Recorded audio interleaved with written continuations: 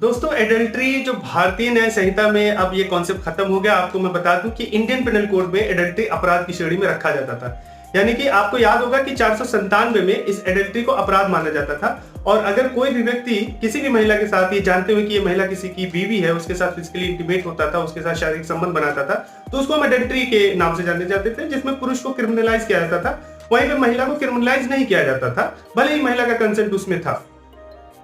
अब इसमें कई सारे केस लॉ है ये कहते हुए कि साहब ये तो ज्यादती है, ये तो भाई आप इक्वल प्रोटेक्शन ऑफ लॉ या इक्वालिटी की बात नहीं कर रहे, पुरुष को गलती मान रहे हैं, क्रिमिनलाइज कर रहे हैं, महिला को नहीं मान रहे।